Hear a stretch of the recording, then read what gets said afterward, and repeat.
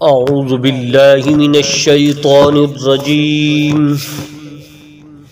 قرآن پاک کا پارہ نمبر 8، سورت کا نام سورۃ الاعراف، آیت نمبر 54۔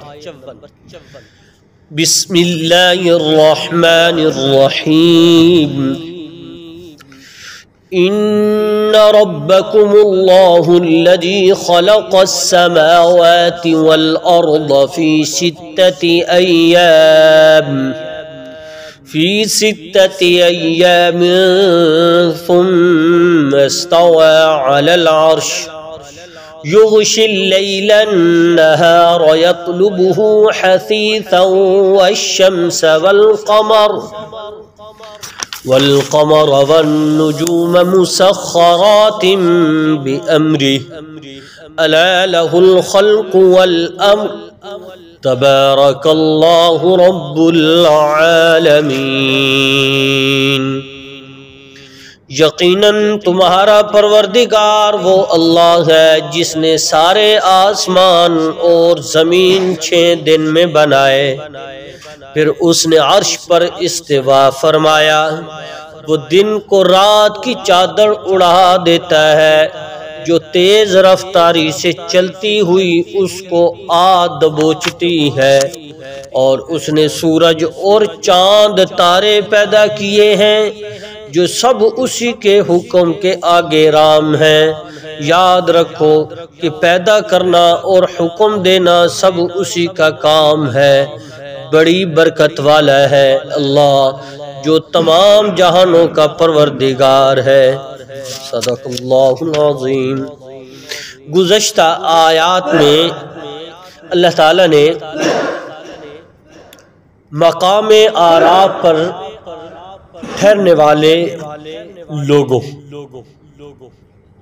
اور دوزخیوں کا اہل جنت کی طرف سوال کرنا اس کا ذکر فرمایا، اور آج کی اس آیت کریمہ میں اللہ تعالیٰ نے اپنی وحدانیت اور اپنی قدرت کے کرشمے وہ بیان فرمائے۔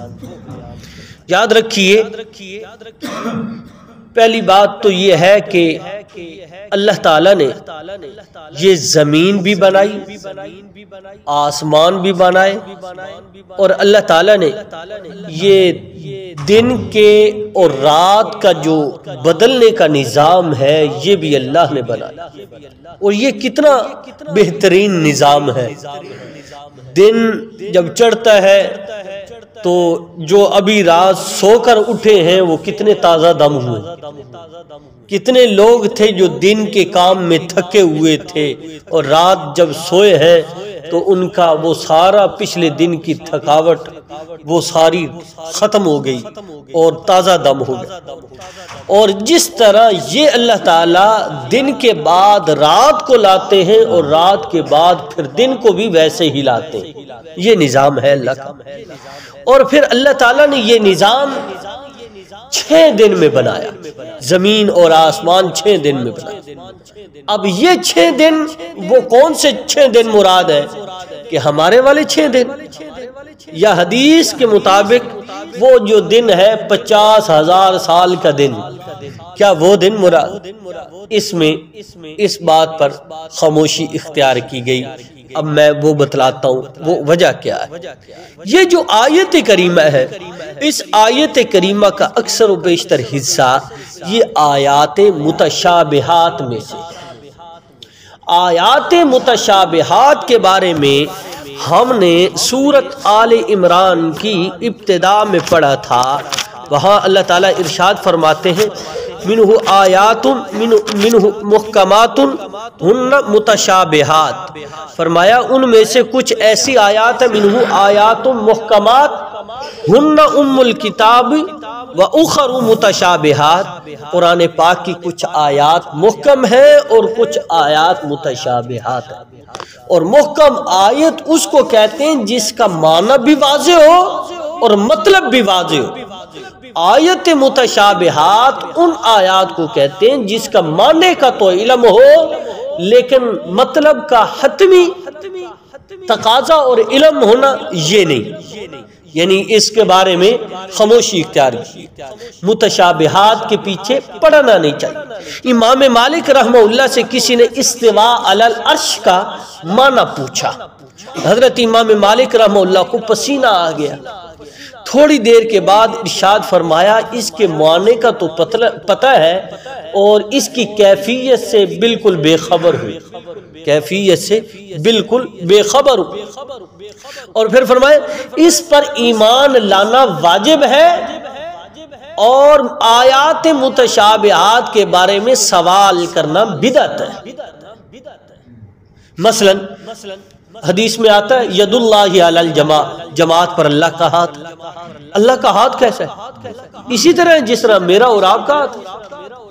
قرآن میں کتنی جگہ آتا ہے کہ اللہ سمیع اور بصیر ہے، سنتا ہے، دیکھتا ہے، اور سنتا دیکھتا تو وہ ہے جس کی آنکھیں اور کان ہو۔ کیا اللہ تعالیٰ کے ویسے ہی کان ہے؟ ان کیفیات سے اللہ تعالیٰ کے بارے میں خاموشی اختیار کی گئی۔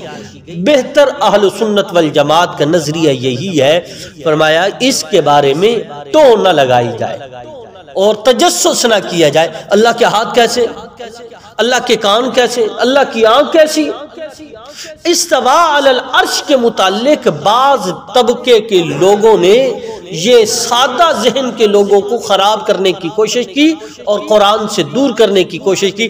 جو تم کہتے ہو استواء علی العرش، اللہ تعالیٰ جو ہے وہ آسمان پر ہے، تو اللہ تعالیٰ بیٹھے ہیں، تو اللہ تو جہت سے پاک ہے، اللہ تو مکان سے پاک ہے، اللہ مکان سے پاک ہے۔ تو لہذا یہ اصول یاد رکھیں، جہاں آپ رہتے ہیں نا، آپ ہیں مکین، جہاں آپ رہتے ہیں وہ ہے آپ کا مکان۔ تو اصول یہ ہے مکین سے مکان ہمیشہ بڑا ہوتا ہے۔ میں اور آپ مسجد میں بیٹھے ہیں نا، مسجد بڑی ہے کہ ہم بڑے ہیں؟ مسجد کی حدود کتنی بڑی کہ ہم سارے اس میں سما گئے، مسجد ہم میں نہیں سما سکتی۔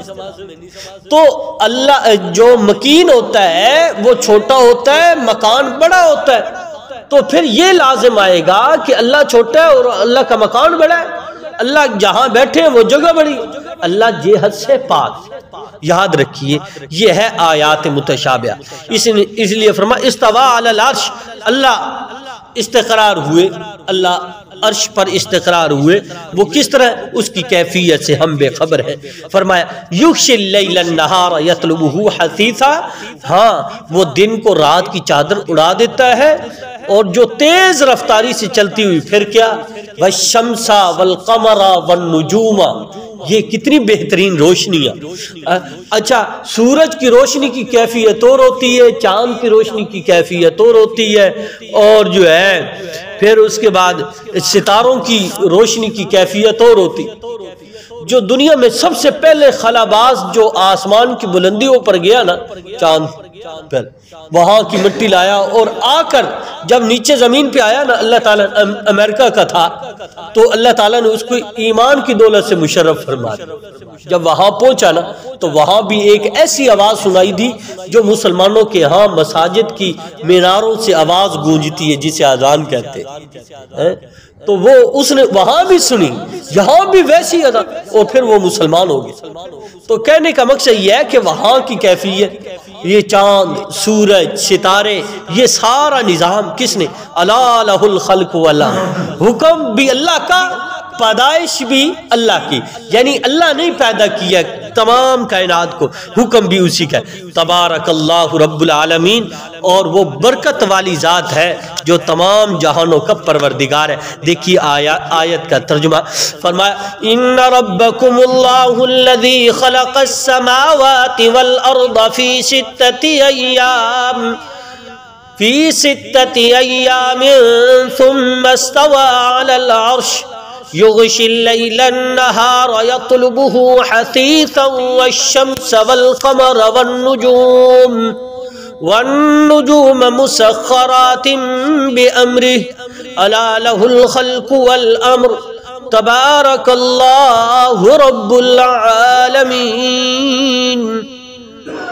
یقیناً تمہارا پروردگار وہ اللہ ہے جس نے سارے آسمان اور زمین 6 دن میں بنائے، پھر اس نے عرش پر استوا فرمایا۔ وہ دن کو رات کی چادر اڑا دیتا ہے، جو تیز تیز رفتاری سے چلتی ہوئی اس کو آگ دبوچتی ہے، اور اس نے سورج اور چاند تارے پیدا کیے ہیں جو سب اسی کے حکم کے آگے رام ہیں۔ یاد رکھو کہ پیدا کرنا اور حکم دینا سب اسی کا کام ہے، بڑی برکت والا ہے اللہ جو تمام جہانوں کا پروردگار ہے۔ اب دعا فرمائے اللہ کریم کی ذات مجھے اور آپ کو اللہ تعالیٰ کی وحدانیت اور اس کی قدرت کے کرشموں سے فائدہ پورا حاصل کرنے کی توفیق عطا فرمائے۔